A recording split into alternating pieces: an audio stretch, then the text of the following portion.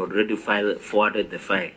So we wanted to know whether if DPP was here, because you remember DCI had recommended some charges, but we wanted the DPP to be here to confirm on the issue of the file that had been forwarded by DCI.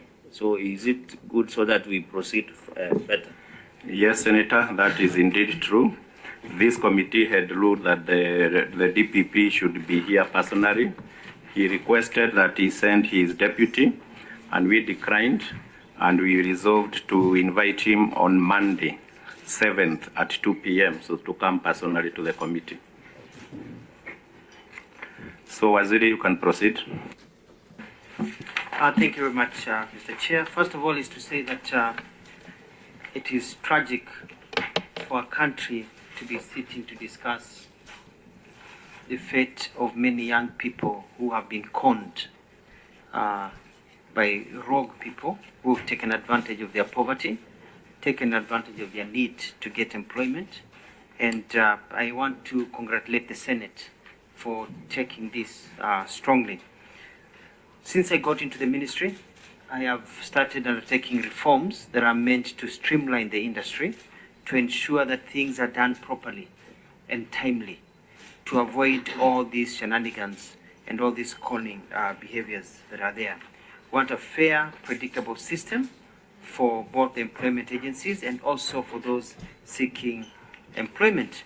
And I think it's not in my position, but I think I also want to concur and say that I agree with the stand in the ruling by the chair that Senate needs to be respected.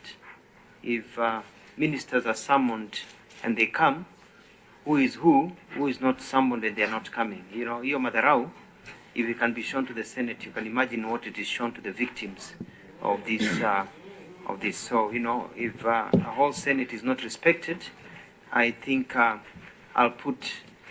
urge the relevant authorities to make sure that those people are rounded up, not tomorrow but today, because you can't joke with people's lives.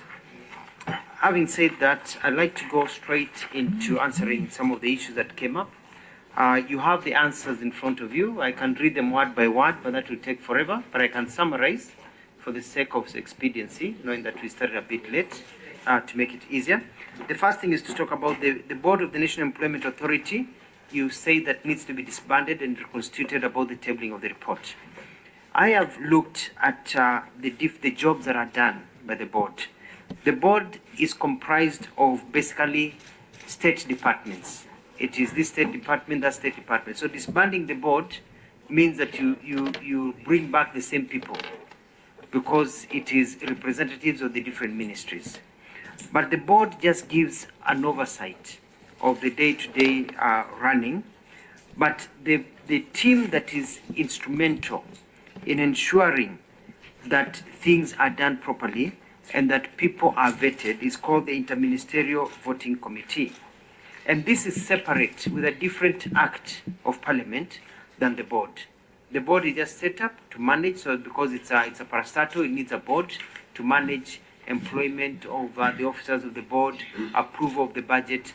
But the one that deals with the issue we're dealing with today is the Interministerial Vetting Committee. And the Interministerial Vetting Committee is established under Section 54A of the Labour Institutions Act 2007. So it's separate from the board. The law requires that every employment bureau or agency to seek and